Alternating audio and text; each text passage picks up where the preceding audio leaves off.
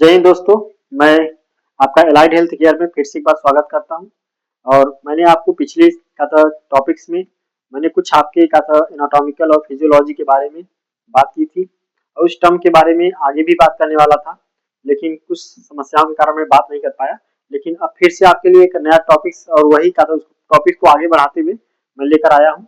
आप जैसा कि हॉस्पिटल में या कहीं नर्सिंग कॉलेज में अगर आप पढ़ रहे हैं, तैयारी कर रहे हैं, तो ये टॉपिक्स आपके लिए बहुत इंपॉर्टेंट हो सकता है।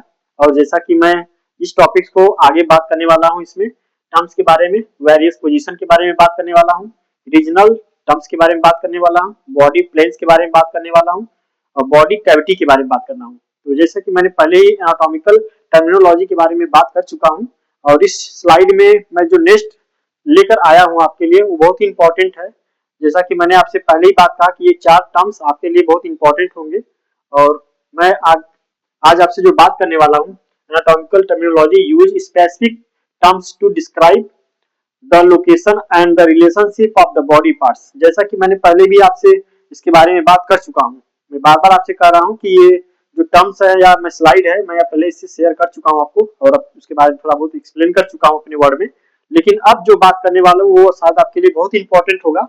ये कंटेंट मैं आपको एक टॉपिक सिर्फ लेक्चर के रूप में नहीं दे रहा हूँ, मैं आपको थियरी के बेस पर भी दे रहा हूँ और प्रैक्टिकल के बेस पर भी दे रहा हूँ कि आप कहीं भी हॉस्पिटल में या नर्सिंग की तैयारी कर रहे हैं तो आपको काम आए।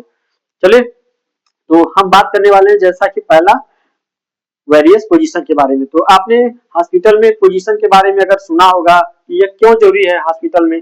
अगर मैं पोजीशन की बात करूं तो कौन कौन से पोजीशन होते हैं और इस पोजीशन का क्या रोल होता है हॉस्पिटल में, या मैं कहूं कि हॉस्पिटल नहीं, ऑपरेशन रूम में क्या इसका रोल होता है। या पेशेंट अगर मैं बात करूं, अगर आईसीयू में है तो वहां पे जो पेशेंट लेटा हुआ रहता है उसका क्या पोजीशन बनाया जाता है। ज्यादातर ये हॉस्पिटल में ओटी रूम से रिलेटेड है। मतलब अगर पेशेंट आया हुआ है तो सर्जरी के लिए कौन कौन सी पोजीशन में सर्जरी की जाती है उसके बारे में ज्यादातर दी जाती है। लेकिन पेशेंट आईसीयू में होता है तो उसके लिए भी पेशेंट का चेंज करना, पेशेंट को ट्रांसफर करना और उसको डायरेक्शन में रखना बहुत इंपॉर्टेंट होता है पेशेंट के हेल्थ के लिए। तो मैं यहाँ अलग अलग बात टॉपिक्स के बारे में बात करूंगा। चलते हैं नेक्स्ट स्लाइड के बारे में देखते हैं।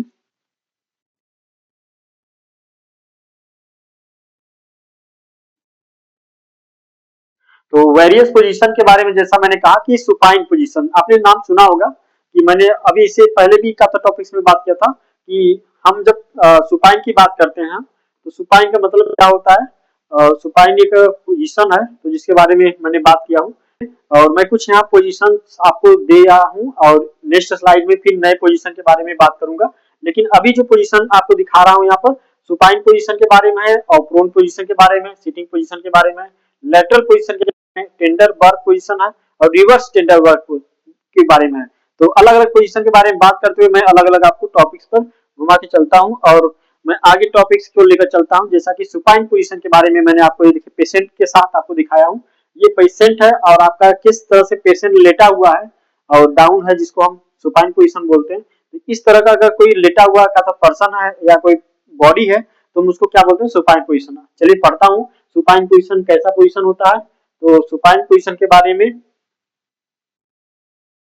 when a person is lying on the her his back, arms by the side, palms facing upward and feet put together, the position is the supine position।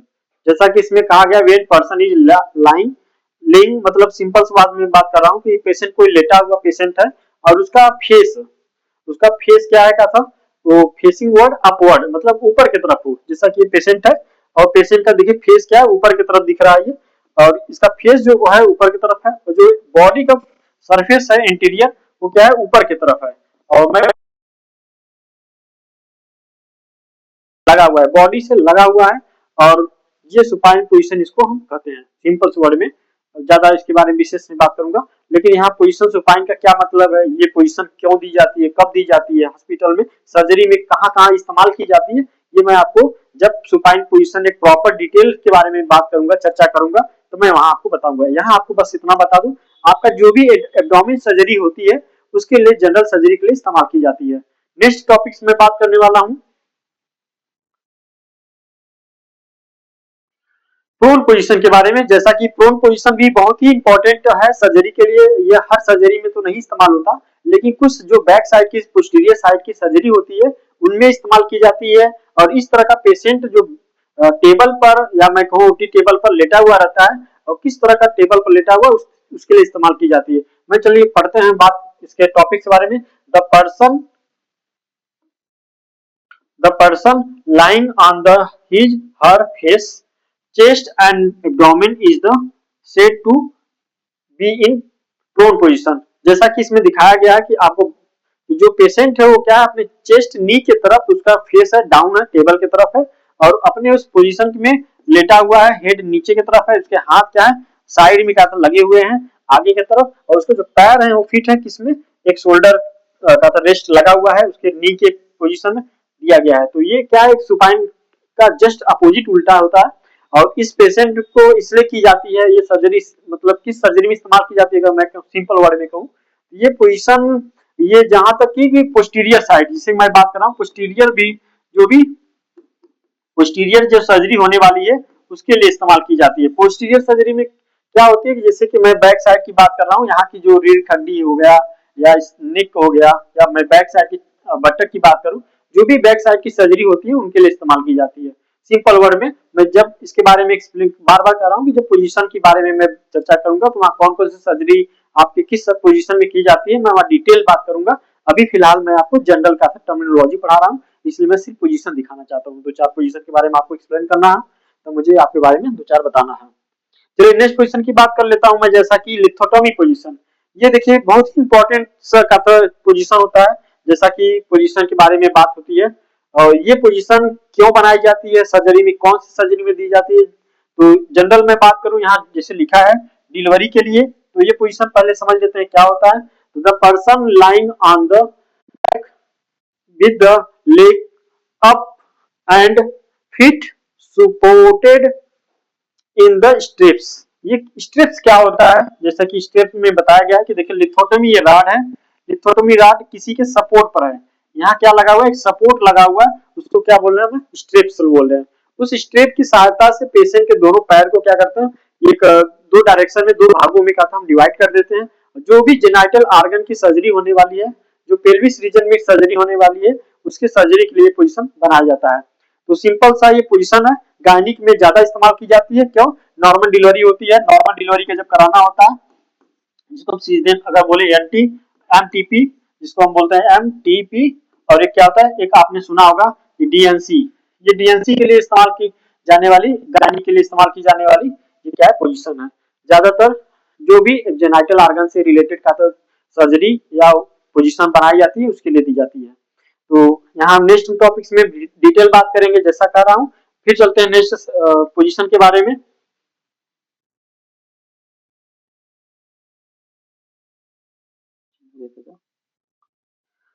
तो मैं बात कर रहा था कि इस बॉडी प्लेन के बारे में। तो प्लेन्स क्या होता है पहले समझ लीजिए। Planes, they are four planes which divided the body. अगर मैं बात करूं प्लेन्स क्या होता है, तो प्लेन्स आपके बॉडी के एरिया को बताता है कि कौन कौन से भाग में बांटा जा सकता है, कैसे डिवाइडेड की जाती है, आपका कौन सा हिस्सा किस रीजन में पाया जाता है, जिस हिसाब से बांटा जाता है, आपके बॉडी के सरफेस को कट की जाती है। जैसे मैं किसी आर्गन की बात कर रहा हूँ कि उसको काट के अलग अलग भागों में डिवाइड करते हैं, तो उसके बारे में बात करता है बॉडी प्लेन्स के बारे में। तो there are four planes which divided the body into different parts. जैसा कि इसमें देखिए चार तरीके बताया गया। मीडियल, मीडियल कहता है जिसको हम कहते हैं मिड सजाइटल बोलते हैं, मिड सजाइटल, उसके बाद सजाइटल हो गया, और उसके बाद कोरोनल हो गया, कोरोनल के बाद ट्रांसवर्स एंड ओरिजेंटल बोलते हैं। देखिए हमने यहाँ चार कथा आपको प्लेन्स के बारे में बात की है, मैं आपको डायग्राम के माध्यम से समझाऊंगा तो ज्यादा साथ आपको अच्छा समझ में आएगा। और मैं हर कथा इस प्लेन्स के बारे में डायग्राम के माध्यम से आपको दिखाया हूँ, और इस प्लेन्स में आपको एक अच्छा कथा समझ में भी आएगा, मैं कोशिश करूंगा आपको समझाने की। तो आप चलिए नेक्स्ट का तो मैं मीडियल के बारे में बात कर लेता हूँ आपको। मीडियल देखिए ये क्या है, मीडियल सॉरी मीडियल और मिड सजाइटल है जिसको हम बोलते हैं। ये planes passing through the centre of the body, dividing it into two parts equal right and left. जैसा कि मैंने आपसे कहा कि प्लेन्स क्या होता है और मीडियल प्लेन्स क्या होते हैं, इसके बारे में मैंने आपको देखिए डायग्राम के माध्यम से समझाने की कोशिश किया। जैसे मैं आपके सामने खड़ा हूं और मेरे बॉडी के दो हिस्से हैं, तो आप कहेंगे सर कैसे मानते हैं हमें, दो हिस्सा कैसे हो सकता है, तो ये एक राइट है और एक लेफ्ट है, तो मैं मानता हूं ना कि ऐसे ही मैं अपने बॉडी के अगर मैं दो हिस्सों में अगर बीचों बीच अगर क्या करूं इसको कट कर दूं तो क्या होगा, ये दो भागों में डिवाइड हो जाएगा। इसका मतलब है कि दो भागों में कट कर दिया मैंने, और ये दो भागों में जैसे ही कट होगा तो इसको हम क्या बोलेंगे, एक राइट बोलेंगे और एक क्या बोलेंगे, लेफ्ट बोलेंगे। थोड़ा सा डायग्राम धुंधला है लेकिन आपको मुझे समझाने में कोई दिक्कत नहीं होगा, क्योंकि ये साफ साफ मैं आपके सामने ही खड़ा हूं, तो आप इसको समझ सकते हैं कि बहुत ज्यादा कठिन नहीं है। मैं अपने अपने भागों को मतलब दो भागों में सीधे नाक की सीधी रेखा में अगर मैं कहूँ तो उसको अगर दो भागों में डिवाइड कर दूं तो एक राइट होता है और एक लेफ्ट होता है। इसको हम क्या बोलते हैं, मीडियन बोलते हैं, मीडियन या मिड सजाइटल बोलते हैं। सिंपल से अगर बात की गई एनाटॉमी के लिए। और नेक्स्ट बात कर लेता हूं क्या है, सजाइटल प्लेन्स। अब देखिए सजाइटल प्लेन्स के बारे में दिया है और सजाइटल प्लेन्स क्या होता है। अब सजाइटल प्लेन्स के बारे में बस इतना समझिए कि अगर इंसान को बीचों बीच मिड, अभी इससे पहले जो आपने देखा कि वो मिड लाइन से अब क्या किया आपने इसको एक तरह से दो भागों में डिवाइड कर दिया। जिसे दो भागों में डिवाइड किया तो क्या हुआ, एक लाइन बन गई दो भागों में, एक राइट और एक लेफ्ट बन गया। अब वही लाइन से अगर मैं छोटा सा अगर डायरेक्शन किसी लेफ्ट या राइट साइड में अगर उसको दो भागों में और करने की कोशिश करूं तो उसको क्या बोलते हैं, पैरासजाइटल प्लेन्स बोलते हैं। यही पैरासजाइटल प्लेन्स क्या होता है, सजाइटल प्लेन बोला जाता है, जो हम इसको पैरासजाइटल प्लेन्स बोलते हैं।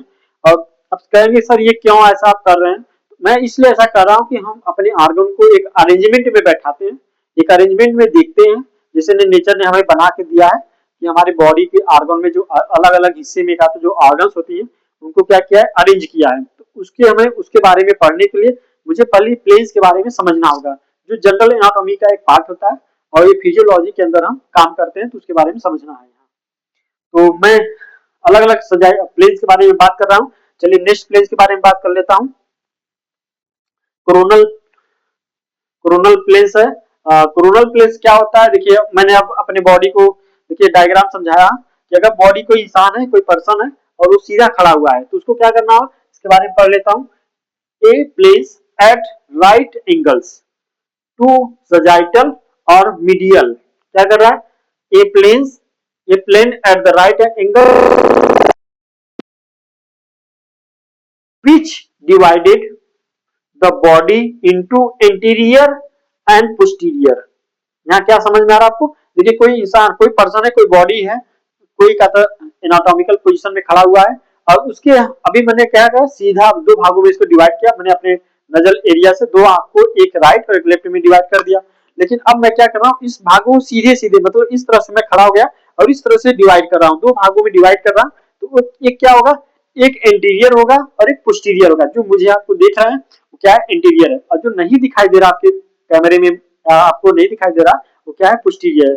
हमारे ऑर्गन भी इसी तरह का हमारे बॉडी में अरेंजमेंट होते हैं और वो कुछ इंटीरियर होते हैं कुछ पोस्टीरियर होते हैं, उसी के बारे में मैं यहाँ बात कर रहा हूँ। तो ये शायद आपको थोड़ा बहुत तो लॉजिकली समझ में आ रहा होगा। हेवल्स is the called coronal planes, इसको हम क्या बोलते हैं, पूरे सिस्टम को कोरोनल प्लेन्स बोलते हैं। देखिए हमने इसमें डायग्राम के माध्यम से बॉडी को दो हिस्सों में कट करके दिखाया हूं। तो ये क्या है, हमारा कोरोनल प्लेन्स है। देखिए इसने क्या किया, इंटीरियर पार्ट को दिखाया है और पोस्टीरियर पार्ट को बैक साइड में रखा है। तो ये हमारा कोरोनल प्लेन्स हो गया। अब नेक्स्ट मैं प्लेन्स की बात कर लूं तो ट्रांसवर्स प्लेन, देखिए ये भी एक प्लेन्स है और ट्रांसवर्स या हॉरिजॉन्टल प्लेन्स बोलते हैं। अब ये हॉरिजॉन्टल प्लेन्स और एक लोअर में डिवाइड कर लिया तो उसको क्या बोलते हैं, ट्रांसवर्स बोलते हैं। चलिए इसके बारे में थोड़ा सा पढ़ लेता हूँ। A plane at right angle to both sagittal and coronal planes which divides the body into upper and lower parts which is called a transverse या horizontal planes। देखिए सिंपल से मैंने आपसे बात किया कि ये हमारा बॉडी ऑर्गन्स है, हम इसको दो भागों में क्या किया, एक बीच मीडियल लाइन से कट कर लिया। सर ये कहाँ से कट किया आपने, कैसे माना कि दो भाग में, जैसे कि आपका अम्बाइकल है, अम्बाइकल रीजन से अगर मैं दो हिस्से में डिवाइड करूं तो एक नीचे की तरफ जा रहा है, जो फुट की तरफ जा रहा है आपका, वो क्या होगा, सॉरी पोस्टीरियर साइड का नीचे का क्या बोलते हैं आप, डॉर्सल साइड बोलते हैं। अगर मैं ऊपर की बात करूं तो जिसको हम क्या बोलते हैं, अपर साइड बोलते हैं, क्या सुपीरियर साइड बोलते हैं। सॉरी, मैं आपको डॉर्सल नहीं, इंफीरियर बोलते हैं। अगर सुपीरियर ऊपर की तरफ बोल रहे हैं तो नीचे क्या बोलेंगे, इंफीरियर बोलते हैं, इंफीरियर पोजीशन। तो ये अलग अलग दो भागों में डिवाइड करके इसने ट्रांसवर्स बना दिया और बॉडी के दो हिस्सों को डिवाइड करके ये बताने की कोशिश किया है कि हमारे बॉडी का कुछ हिस्सा नीचे पाया जाता है, कुछ ऊपर पाया जाता है। चलिए, मैंने शायद ये आपको समझा दिया हूं।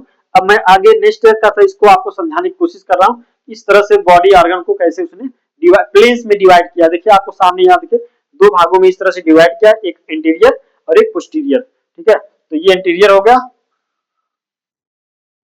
ये आपका इंटीरियर हो गया और ये क्या है, पोस्टीरियर हो गया। अब यहाँ 50% के बॉडी मास के बारे में बात, 50% सामने, 50% बैक साइड में। और यहाँ 50% क्या कर रहा है, अपर साइड में बात कर रहा है, 50% लोअर साइड में बात कर रहा है। इसमें 50% क्या कर रहा है, आपके सजाइटल प्लेन के बारे में कर रहा है कि आधे हिस्सा राइट में और आधे हिस्सा लेफ्ट में, दो हिस्सों में डिवाइड करके दो तरीके से बात किया है। और इसमें आपको क्या बात किया, पूरे एजेंटल सेंटर के बारे में बात किया कि आपका पूरा बॉडी क्या है सेंटर में। अगर मैं बात करूं आपके अम्बाइकल रीजन से, तो आपका पूरा बॉडी सजाइटल एक्सिस और फ्रंटल एक्सिस में डिवाइडेड है। मतलब आपका पूरा बॉडी कुछ हिस्से में, चार हिस्सों में डिवाइडेड करके मैं अलग अलग हिस्सों में डिवाइड कर देता हूँ। चलिए नेक्स्ट बात करता हूँ आगे, रीजनल टर्म्स के बारे में बात करने वाला था। हाँ, ये है आपका रीजनल टर्म्स।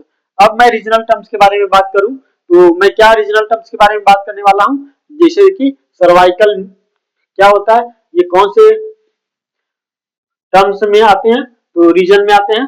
तो मैं सर्वाइकल की बात कर रहा हूं, तो सर्वाइकल क्या है, नेक है। अब ये सर्वाइकल क्या होता है, गर्दन होता है। अब इस गर्दन के ऊपर जो अपना पाया जाने वाला कहता है रीजन है, क्या बोलते हैं इसको, नेक बोलते हैं। अब इसको थोरैक्स क्या बोलते हैं, चेस्ट रीजन को बोलते हैं। एब्डोमेन को क्या बोलते हैं, एब्डोमेन को area below the chest and pelvis region.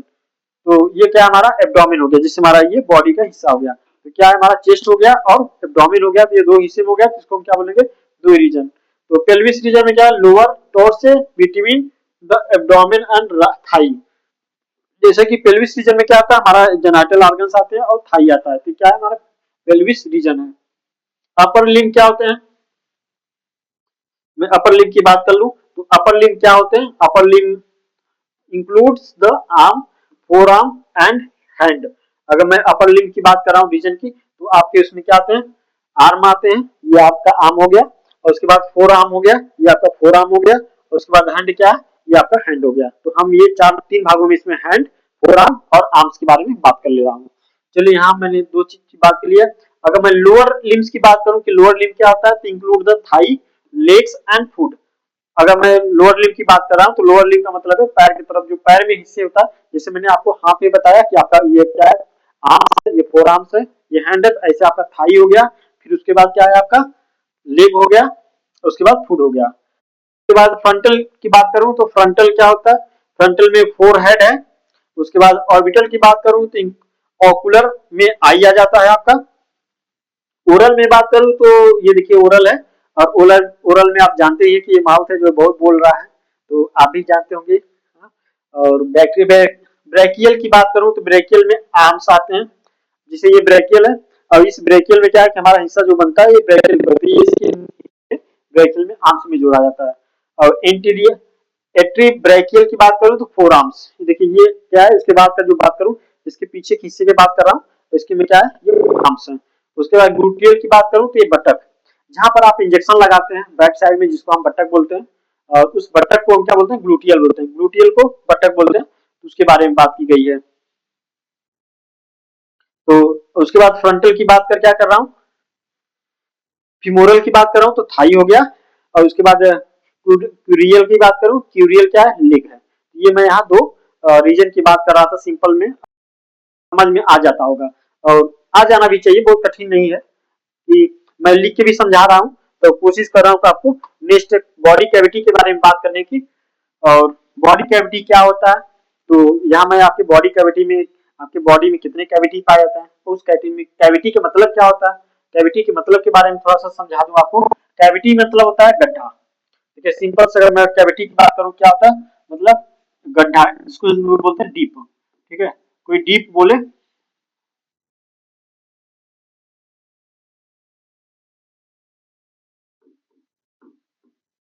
Deep क्या होता है, गड्ढा। जैसे हमारे बॉडी में कितने कैविटी होते हैं, कितने गड्ढे होते हैं, उनके बारे में बात की जा रही है। तो मैं यहाँ a body cavity is a fluid field space space the body and protect internal organ. ये सिंपल से वर्ड में है, बहुत कठिन नहीं है, मुझे लगता है ये सिंपल का तो मैंने कंटेंट दिया हूँ आपको। स्कूल में या कॉलेज में कहीं अगर कोर्स कर रहे हैं तो आप वहाँ पढ़ते भी हैं और इसी तरह का तो सेंटेंस लिखवाते भी हैं। मैं भी कहता आपको टीचिंग के माध्यम से ये दे रहा हूँ, तो आप चाहे तो इस चीज को कॉपी कर सकते हैं और आप अपने कॉपी करके आप उसको पेपर में लिख सकते हैं। तो जैसा कि मैं आपको यहाँ बॉडी कैविटी की बात कर रहा था, तो बॉडी कैविटी में हमारे पास क्या है, दो कैविटी है, एक क्या होता है डॉर्सल कैविटी, एक वेंट्रल कैविटी। ठीक है, अब डॉर्सल कैविटी क्या होता है और वेंट्रल कैविटी क्या होता है, मैं बारी बारी से दोनों के बारे में एक्सप्लेन करूंगा। लेकिन यहाँ मैं उससे पहले क्या करूँ, यहाँ दो बॉडी की कैविटी के बारे में, एक ह्यूमन के बारे में बात कर रहा हूँ, ह्यूमंस बॉडी के बारे में बात कर रहा हूँ। तो यहाँ दो कैविटी जैसा कि बताया गया, तो ये क्या है, पहला etch further divided into smaller cavity. अगर मैं डॉर्सल कैविटी की बात करूं तो डॉर्सल कैविटी ऑलरेडी दो कैविटी में फिर से डिवाइड किया जाता है। तो डॉर्सल कैविटी को मैंने फिर से डिवाइड किया, एक क्रेनियल कैविटी और एक स्पाइनल कैविटी। अब कहेंगे सर ये आप फिर से उसको दो भागों में बांट दिया, ये मतलब क्या अलग अलग होते हैं क्या? हाँ बिल्कुल अलग अलग होते हैं, आपको समझाने के लिए ही किया हूँ और इसमें कोई गलत नहीं है। यहाँ पर मैंने बात भी किया पोस्टीरियर जिसको बोलते हैं, डॉर्सल का मतलब बैक साइड, आपके बैक साइड में जो पाए जाते हैं उसको डॉर्सल बोलते हैं, और जो इंटीरियर साइड में पाए जाते हैं उसको क्या बोलते हैं हम यहाँ वेंट्रिकल बोलते हैं। तो वेंट्रिकल में क्या क्या होते हैं इसके बारे में भी बात करूंगा, पहले आप डॉर्सल देख लीजिए। फिर डॉर्सल कैविटी में हम क्रेनियल कैविटी की बात कर रहा हूँ। अब इस क्रेनियल कैविटी क्या होता है, क्रेनियल कैविटी क्या होता है, हमारे जो नर्व, ये क्या है, ब्रेन है।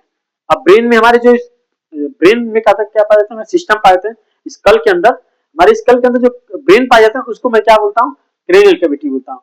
अब ब्रेन का एक जो ट्रांसफार्मर इसको बोलते हैं, आप पूरे बॉडी का ट्रांसफार्मर है ना, ये क्या है आपके डॉर्सल कैविटी में पाया जाता है। और डॉर्सल कैविटी कौन सी, क्रेनियल कैविटी में। और स्पाइनल का भी तंत्र है, और जो उसके तार फैले हुए हैं ना, ये किसमें पाते हैं, स्पाइनल कैविटी में। आप कह रहे हैं तार कौन सा सर, अरे वही जो ट्रांसफार्मर से कहा था, जो घरों में आपकी बिजली सप्लाई करती है। स्कल के अंदर जो हमारा कंटेन है क्या है, ब्रेन है और स्पाइनल कार्ड है। चलिए आगे की बात करूंगा, नेक्स्ट के बारे में वेंट्रल कैविटी। अब देखिए मैंने कहा कि आपको बात कर रहा हूं, तो ये क्या है हमारा दूसरा वेंट्रल कैविटी है। अगर मैं दूसरे की बात कर रहा हूं तो यहाँ पर वेंट्रल कैविटी, इंटीरियर कैविटी। अब देखिए मैं डायग्राम कराया हूँ, जैसा कि अभी बताया ना कि डॉर्सल कैविटी क्या होता है और क्रेनियल कैविटी कहाँ होता है, तो डॉर्सल में वेंट्रल कहाँ होता है। अभी देखिए आपके सामने यहाँ पर दोनों कैविटी के बारे में यहाँ डिस्क्राइब कर रहा हूँ। तो सामने देखिए ये क्या है आपका स्कल है, में स्कल के अंदर क्या है, ब्रेन है। अब स्कल के अंदर ब्रेन है, तो ब्रेन के अंदर आपका जो स्कल के अंदर क्या ब्रेन है, और ब्रेन के अंदर क्या पाया जाता है, आपका पूरा ट्रांसफार्मर है जिसको हम नर्वस सिस्टम बोलते हैं। अब उस देखिए ये क्रेनियल कैविटी के अंदर आ गया, और ये अब इसके बाद इसका जो दूसरा हिस्सा है ये क्या है आपका डॉर्सल, और डॉर्सल के अंदर है वेंट्रल। वेंट्रल एंटीरियर कैविटी, ये क्या था, तीन भागों में डिवाइडेड, पहला थोरैसिक कैविटी, दूसरा का एब्डोमिनो पेल्विक कैविटी, और तीसरा का क्या है पेल्विक कैविटी। तो पेल्विक कैविटी, एब्डोमिनो पेल्विक कैविटी और थोरैसिक कैविटी, ये तीन भागों में डिवाइड किया गया। अभी अलग अलग तीन भागों को यहाँ पर हम देख सकते हैं डायग्राम के माध्यम से। तो थोरैसिक हो गया, उसके बाद एब्डोमेन हो गया, और उसके बाद पेल्विक कैविटी हो गया। ये तीन भागों में आगे के इंटीरियर भाग में बांटा गया है। तो इनके बारे में भी बात कर रहा हूँ, लेकिन अगर मैं यहाँ बात कर लूँ तो यहाँ आपका क्या था, क्रेनियल कैविटी में आपके ब्रेन पाए जाते हैं, और उसके बाद इसमें वर्टेब्रल में क्या पाए जाते हैं, स्पाइनल कार्ड पाए जाते हैं। स्पाइनल कार्ड होते हैं यहाँ तक आपके पेल्विस कैविटी तक फैले रहते हैं। वेंट्रल जो कैविटी होती है उसको एंटीरियर कैविटी बोलते हैं। इसमें तीन भाग होते हैं, थोरैसिक कैविटी, उसके बाद एब्डोमिनो पेल्विक कैविटी, और उसके बाद पेल्विस कैविटी। पुनः का तो अगर मैं बात करूं तो थोरैसिक कैविटी को, तो थोरैसिक कैविटी में क्या होता है, ट्रेकिया होती है, उसके बाद रिब केज होते हैं, लंग्स होते हैं, और उसके बाद ओसोफेगस होते हैं। चलिए ये हमारा ये कैविटी थोरैसिक में आ गया। एब्डोमिनो पेल्विक कैविटी को देखें तो ये फर्दर दो भागों में डिवाइड किया गया, एक बोलते हैं एब्डोमिनल कैविटी, नल कैविटी और पेल्विक कैविटी, यहाँ दो भागों में डिवाइड किया। उसके बाद पेल्विक कैविटी को फिर कंटेन फिर किया हमारे उस भाग को, तो उसमें क्या क्या कंटेन होते हैं, ब्लैडर, रेक्टम और उसके बाद रिप्रोडक्टिव ऑर्गन्स। अगर यही मैं बात करूं आपको डायग्राम के माध्यम से, तो डॉर्सल में आपने देखा था क्रेनियल कैविटी और वर्टेब्रल कैविटी। तो क्रेनियल कैविटी में क्या पाया जाता है, हमारा मतलब क्रेनियल कार्ड पाया जाता है जो फैला होता है हमारे पेल्विस रीजन तक। अगर बॉडी कैविटी की बात करूं तो आपके बॉडी में कुछ और भी कैविटी होते हैं, प्रेजेंट होती हैं, और मैं उन दोनों कैविटी के बारे में बात कर लिया हूं पूरे बॉडी के, लेकिन ये कुछ अदर भी कैविटी होते हैं जो हमारे बॉडी के ऑर्गन्स पाए जाते हैं, प्रेजेंट होते हैं। उसमें मैं बात कर रहा हूं यहाँ पर कितने, ओरल कैविटी के बारे में, नजल कैविटी के बारे में, और ऑर्बिटल कैविटी के बारे में, मीडियल ईयर मिडियल ईयर के बारे में, साइनोवियल कैविटी के बारे में। अब इसमें ओरल कैविटी में आप जानते हैं कि माउथ कैविटी बकल कैविटी बोलते हैं। नजल में जो पाया जाता है, आपका सांस लेते हैं इस रास्ते से, उसको नजल कैविटी बोलते हैं। और उसके बाद हमारा क्या था, ऑर्बिटल कैविटी, जिसमें हमारा क्या था पूरा ब्रेन क्या था आई का था सिचुएटेड होता है, और ईयर मिड लाइन ईयर मतलब जो कान का कैविटी होती है जिसमें कान पाया जाता है। साइनोवियल कैविटी हमारा जो जिसमें क्या तो साइनोवियल फ्लूइड पाया जाता है, ये हमारा कंटेन होता है। तो आज का topic, this cavity are linked with the membrane and the contain various organ structure. तो मैंने आपको यहाँ कुछ ऑर्गन के बारे में एक्सप्लेन करने की कोशिश की है। कुछ ऑर्गन्स आपको नहीं समझ में आए होंगे, अगर नहीं समझ में आए तो उस कंटेंट में मुझे आप बता दीजिए, कमेंट भी कर दीजिए। अगर अच्छा लगे तो शायद मेरे allied health care and nursing academy को लाइक करिएगा और अपने दोस्तों को भी शेयर करिए। और यूट्यूब पर मैं कहता आपको समय समय पर, रोज नहीं तो हफ्ते में 2 दिन 3 दिन पर आपको वीडियो अपलोड करता रहूंगा, जिससे कि आपको कंटेंट मिलते रहे और आप एग्जाम की तैयारी भी करते रहे, पढ़ते रहे। इसके लिए बहुत बहुत थैंक यू। और कहीं कुछ लगे आपको कि मुझे बताना चाहिए, सजेशन देना चाहिए कुछ अलग करने के लिए, तो वो भी आप मुझे देंगे, उसके लिए आपका बहुत बहुत स्वागत है। Thank you.